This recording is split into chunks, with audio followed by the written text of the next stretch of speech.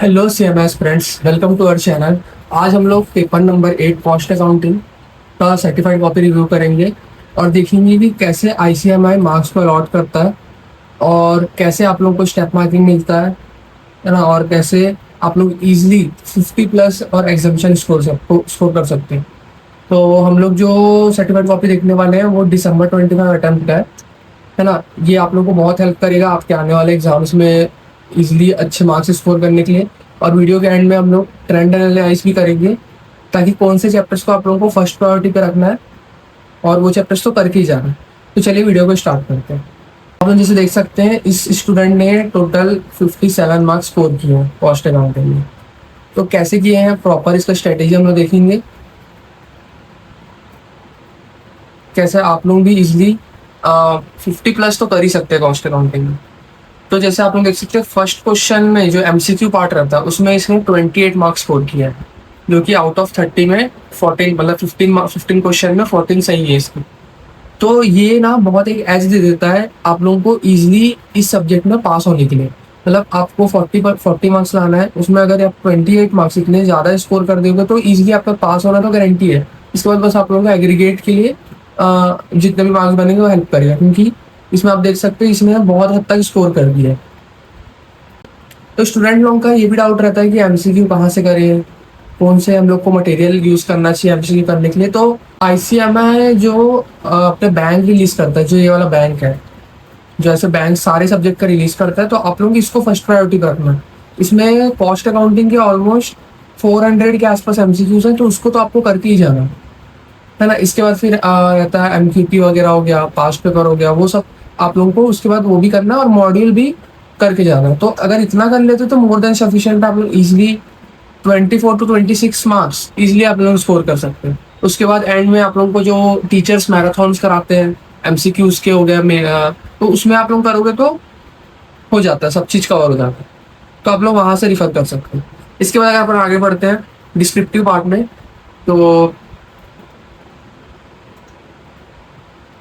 तो इस स्टूडेंट ने पहले 4A को अटेंड किया। तो 4A का अगर अपन क्वेश्चन देखें, 4A में आया था ऑपरेटिंग कॉस्टिंग का क्वेश्चन, है ना। तो ऑपरेटिंग अपन देख सकते हैं कैसे उस स्टूडेंट ने प्रॉपर अटेंड किया है, प्रॉपर फॉर्मेट बनाया है। यहाँ पर देख सकते हैं आप लोग ये जो स्टैंडिंग चार्जेस का इसने ये बनाया, तो इसका ये इसने करेक्ट किया, तो इसको प्रॉपर यहाँ अलॉट कर दिया स्टेप वाइज, है ना। लेकिन अगर आप आगे देखोगे तो रनिंग चार्जेस इसमें शायद कैलकुलेशन मिस्टेक है इसका। रनिंग एंड मेंटेनेंस चार्जेस में आप देखोगे तो इसका कैलकुलेशन मिस्टेक है, उसके वजह से यहाँ से इसका आंसर पूरा गलत हो गया। लेकिन आप लोग देखोगे इसने कैलकुलेशन को भी यहाँ नीचे शो किया, तो हर चीज़ का नंबर है। आप लोग यहाँ देखोगे यहाँ शो किया तो इसको फ्लू नंबर अलॉट हो जाए, है ना। तो और इसका स्टैंडिंग चार्जेस तक सही था, तभी 3 नंबर मिल चुका है, इसको टोटल 5 नंबर मिल गया। वो ये क्वेश्चन 7 नंबर का है, इसका सिर्फ रनिंग वाला पार्ट गलत है, जिससे आंसर जो है वो गलत हो गया। फिर भी उस स्टूडेंट को 5 नंबर मिल चुके हैं। तो स्टेप मार्किंग प्रॉपर मिलता है आप लोगों को, जितना आता है जो कैलकुलेशंस है वर्किंग नोट्स है उसको प्रॉपर शो करना है, ताकि आप लोगों को जितना ज़्यादा हो सके। अगर आप लोग आंसर मान लो इन केस नहीं भी आता, सही नहीं होता, तो भी आप लोगों को हाईएस्ट चांसेस है कि अपर नंबर मिल ही जाए, मतलब जितना आप सॉल्व किए। तो वो है, तो इसको इस क्वेश्चन में 4A में 5 नंबर मिल गए। अच्छा, आगे बढ़ने से पहले मैं आप लोगों को एक बात बता दूं, जैसे स्टूडेंट का आप देख सकते हो 4A अटेंड किया है, उसके बाद जैसे आप लोगों को मैं बताता हूँ ये वाला जो पार्ट है ना, उसने ये वाला 4A अटेंड किया आपने, बट 4A अटेंड करने के बाद उसने सीधा 2B अटेंड किया। अगर आप लोग देखोगे 4A के बाद सीधा 2B में आ गया वो, तो 4B तो अभी अटेंड किया नहीं है। तो बहुत सारे स्टूडेंट्स का डाउट रहता है कि 4A अभी अटेंड किए तो उसके बाद तुरंत 4B अटेंड करना है, जरूरी रहता है क्या? तो ऐसा कुछ कंपलसरी नहीं है। यहाँ आप देख सकते हो उसने 4A के बाद सीधा 4A के बाद सीधा 2B अटेंड कर दिया। तो आप लोग ऐसा भी कर सकते हो। तो 2B जो क्वेश्चन था वो अपन देखते हैं, मटेरियल कॉस्टिंग का था शायद, आई थिंक। हाँ, मटेरियल कॉस्टिंग का क्वेश्चन था, क्योंकि अच्छा इजी था। तो उसने देखो प्रॉपर यहाँ सॉल्व किया, उसका ऑलमोस्ट सभी चीज यहाँ order size, minimum order, optimum size order का फॉर्मेट बनाया। उसके बाद उसने कंक्लूजन भी दिया, तो उसको फुल नंबर यहाँ मिल गया। तो आंसर आप लोगों का करेक्ट रहेगा तो फुल नंबर तो मिल जाएंगे। उसके बाद फिर 2A, ये 2B उसने पहले किया, उसके बाद 2A किया उसने। अच्छा, 2A जो क्वेश्चन था जो दिसंबर 25 अटेम्प्ट में आया था कॉस्ट शीट का क्वेश्चन, ये थोड़ा सा इस बार आउट ऑफ द बॉक्स आया था, क्योंकि क्या कॉस्ट शीट का जनरली डेटा वाला ही क्वेश्चंस आते हैं, आप देखोगे प्रीवियस अटेम्प्ट वगैरह में। बट इस बार जो देखो यहाँ देख सकते हो आप लोग, परसेंटेज वाले क्वेश्चन है जो एक्स लेके सॉल्व होगा। अगर आप लोग इसका सर्टिफाइड कॉपी भी देखोगे तो मैं आप लोगों को इसका दिखाता हूँ। देखो ये वाला, ये जो आप लोग देख रहे हैं, ये वाला ये ऐसे सॉल्व होगा एक्स लेके साथ। तो थोड़ा सा ये बच्चों स्टूडेंट्स लोगों को हुआ था प्रॉब्लम इसको सॉल्व करने में, क्योंकि ये थोड़ा आउट ऑफ द बॉक्स था। तो एक आध क्वेश्चन एक्सपेक्ट कर सकते हो आप लोग कि थोड़ा हो, बट बाकी सब तो इसमें देख सकते हो आप लोग, उसको उसका मिस्टेक हो गया कि उसको नंबर नहीं मिला पूरा कट के। ये आगे बढ़ते हैं। उसके बाद फिर इसने अटेंड किया 4B। देखो जो मैं बोल रहा था ना, 4A उसने पहले फर्स्ट अटेम्प्ट किया, उसके बाद अभी 4B अटेम्प्ट किया। 4B में था कॉन्ट्रैक्ट अकाउंटिंग का, जिसमें इसका COC कॉस्ट ऑफ कंस्ट्रक्शन तक सही था, बट उसका नोशनल प्रॉफिट वगैरह यहाँ से मिस्टेक कर दिया उसने, तो उसको यहाँ ऊपर का 2.2 मार्क्स मिल चुका है ना। इसके बाद इसने यह वर्किंग नोट शो कर दिया, ये उसी का वर्किंग नोट है सर्टिफाइड, ये वाला था। तो उसका उन्होंने उसमें उसको तो उसने मतलब चेकर ने उसको 2 मार्क्स अलॉट कर दिए। आगे बढ़ते हैं। उसके बाद इसने अटेंड किया है आंसर नंबर 8A, जो कि 8 वाला जो पार्ट रहता है वो प्रॉपर पूरा थ्योरी रहता है। तो थ्योरी में ऐसा है कि देखो, अगर थ्योरी आप लोग अटेंड करते हो प्रैक्टिकल सब्जेक्ट में, तो आपको नंबर तभी आप एक्सपेक्ट कर सकते हो जब आप प्रॉपर प्रिसाइज लिखते हो। मतलब जो पूछा है वो लिखना है, अंदर क्या लिख रहे हो वो उतना वो नहीं है, मैटर नहीं करता, क्योंकि आप लोग अपने से बना के लिख सकते हो।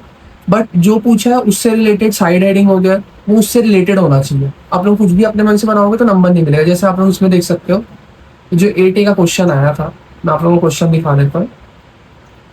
हाँ, ये वाला क्वेश्चन क्या है, discuss the factor which influence installation of cost system. तो इस स्टूडेंट ने अपने हिसाब से ये बनाया है, मतलब हो सकता है ये पढ़ा भी हो, बट ये थोड़ा सा इसने अपने वे में लिखा, तो इसलिए उसको उतना नंबर नहीं मिला, एक ही नंबर दिए। अब बी वाला जो पार्ट है उसमें भी आप देख सकते हो आइडल टाइम का उसने ठीक ठाक लिखा है और एज पर ये अकाउंटिंग स्टैंडर्ड, तो उसको 2 मार्क्स अलॉट किए। बट इसने जो 8C है, जो 8C का क्वेश्चन था, जो कि examine different method of costing, उसको इसने देखो प्रॉपर वे में, ये जितने भी मेथड्स होते हैं, जॉब कॉस्टिंग, बैच कॉस्टिंग, जो भी है, ये प्रॉपर वे में उसको लिखा, उसका इंट्रोडक्शन दिया, जो उन लोग को प्रॉपर एक्सप्लेन किया। तो उसको यहाँ देखो कितने नंबर मिले, फुल नंबर मिले शायद, एक सेकंड आपको, एक सेकंड ना, हाँ यहाँ देख सकते हैं 5 नंबर 5, हाँ 5 मिले इसमें। तो आउट ऑफ 5 नंबर का ही रहता है ना वो, जैसे आप ये देख सकते हो, ये देखेंगे 5 में 5 मिले। तो ऐसा नहीं है थ्योरी में नंबर नहीं मिलते, मिलते हैं, बट आपको जो पूछा है वो अगर आप एग्जैक्ट लिखोगे, क्योंकि वैसे भी प्रैक्टिकल सब्जेक्ट है, कि जो पूछता है अगर आप वो लिखोगे तो आपको मिलेगा। क्योंकि आप यहाँ देख ही सकते हो, इसमें इसको 8C में पूरे 5 नंबर मिले, है ना। और प्रॉपर प्रेजेंटेशन भी आप देख सकते हो कैसे किया उसने, 3 4 ऐसे। इसके बाद अपन आगे बढ़ते हैं। इसने किया है आंसर नंबर 6A। 6A में अगर अपन जाए, 6A जो था वो मार्जिनल कॉस्टिंग का था। हाँ, मार्जिनल जैसे क्या होता है, अभी तक के मतलब दिसंबर 25 अटेम्प्ट से पहले तक मार्जिनल का क्वेश्चन 14 मार्क्स में आ रहा था, बट इस अटेम्प्ट में 2 क्वेश्चन आ गए, 7 मार्क्स के और एक और 7 मार्क्स का। तो हाई चांसेस रहता है जब मार्जिनल 2 क्वेश्चन आता है, तो एक तो बहुत ही ईजी रहता है, जैसे आप देख सकते हो इसमें find the break even point, है ना, प्रॉफिट, इसी यूनिट का प्रॉफिट निकालो, मतलब इतना प्रॉफिट है तो कितने unit, find number of units करना है। उसके बाद ये जो क्वेश्चन है ये कहीं ना कहीं बहुत बेसिक क्वेश्चन है, तो आपको एक एज मिल जाता है मार्जिनल में। अगर आप बेसिक्स भी पढ़े हो, जैसे आप लोगों को लग रहा है कि अरे मार्जिनल उतना अच्छे से प्रिपेयर नहीं है, करना नहीं करना, बट उसको पढ़ के जाओ, क्योंकि क्या होता है एग्जाम में अगर ऐसे क्वेश्चन आ जाए तो ये बहुत ईजी रहता है। सिर्फ फॉर्मूला पुट करो, जैसे देखो यहाँ पर ये वाला फॉर्मूला पुट किया, आंसर आ गया, ब्रेक इवन पॉइंट आ गया। अभी सेकंड पॉइंट लिखो, यहाँ फॉर्मूला पुट किए, आंसर आ गया, तो 2 नंबर अलॉट हो गया। तो इसका देखो, इसको इजीली आराम से सब जगह स्टेप मार्किंग मिल के फुल मार्क्स मिल जाए। तो फ्री के अगर इजी बेसिक्स के अगर आपको नंबर मिल जा रहे हैं तो वो आपको एडवांटेज लेना है। तो उसके बाद देखो, स्टूडेंट ने फिर 6A के बाद सीधा 7B अटेंड किया, जो कि कैश का था। कैश ने देखो यहाँ पर ना ये गलत, मतलब पूरा कंप्लीट नहीं किया। Computation of average cost of transportation आएगा यहाँ पर। तो हो सकता है इसने लिखा नहीं हो करके इसका पूरा कट गया हो, और बहुत कम कम भी लिखा है, तो इस हिसाब से उसको नंबर नहीं मिला। इसके बाद तो खत्म हो गया, मतलब ये लास्ट है ना, इतना अटेंड किया। तो आप देख सकते हो इसने सारे क्वेश्चंस भी अटेंड नहीं किए, मतलब अपने को अटेंड करना रहता है। जैसे आप यहाँ, मैं आपको दिखाता हूँ, टोटल आपको अटेंड करना है 10 क्वेश्चन, मतलब 5 क्वेश्चन जो रहते हैं ए बी करके, टोटल 10 क्वेश्चन।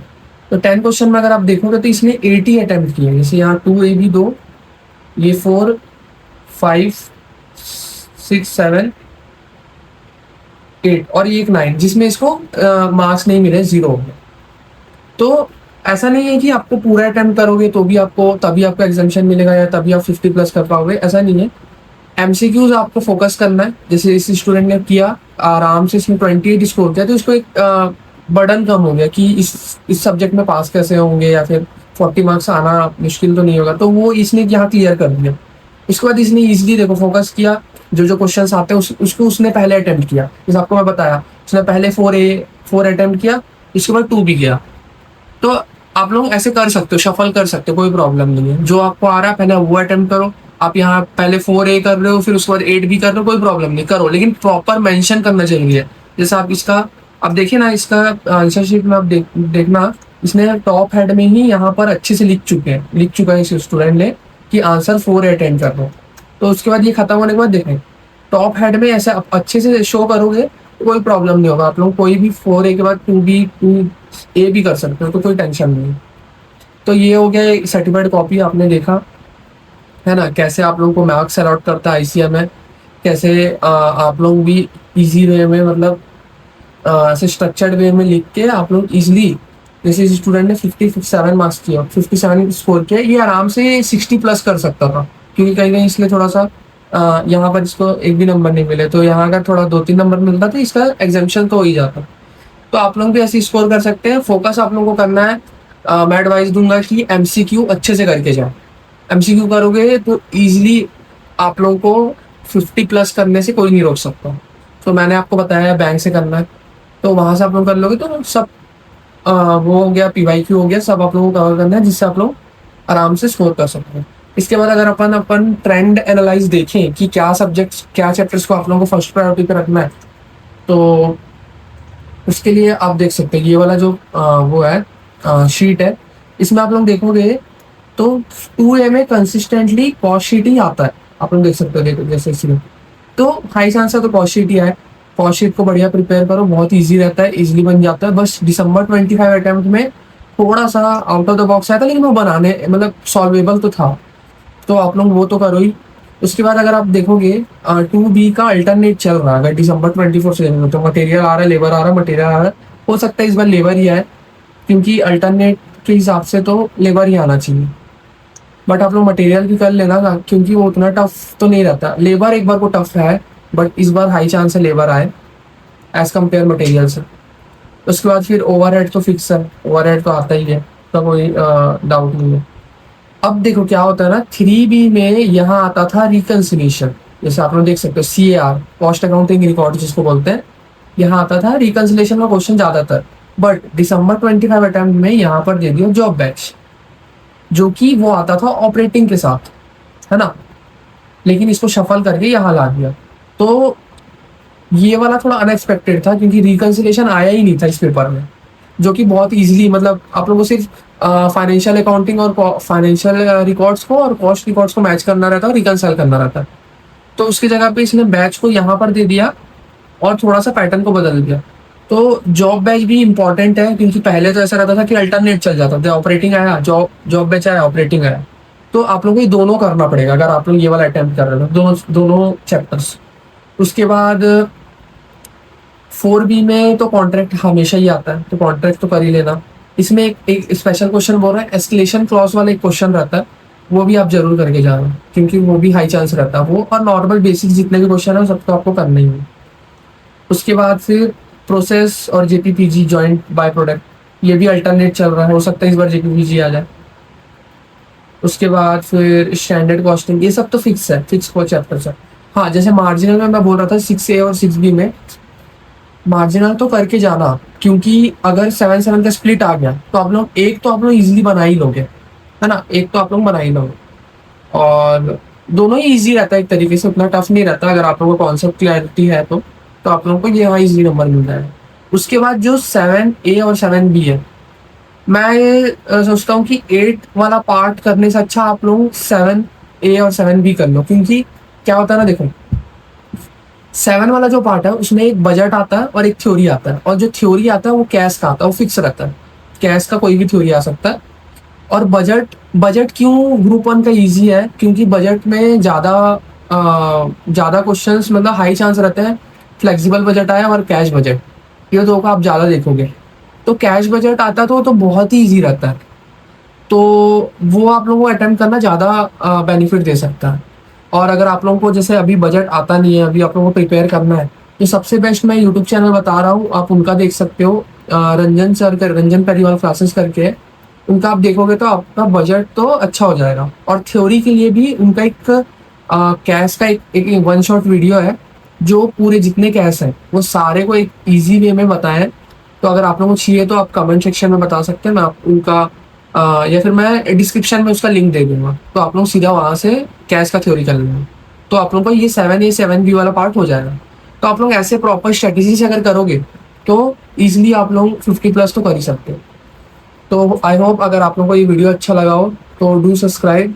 और क्योंकि अभी तो ये कॉस्ट अकाउंटिंग का मैंने डाला है, इसके बाद आगे भी सब्जेक्ट्स का आएंगे वीडियो पे, तो आप सब्सक्राइब करके रखें और स्टे ट्यून आगे की वीडियो के लिए। Thank you so much for watching.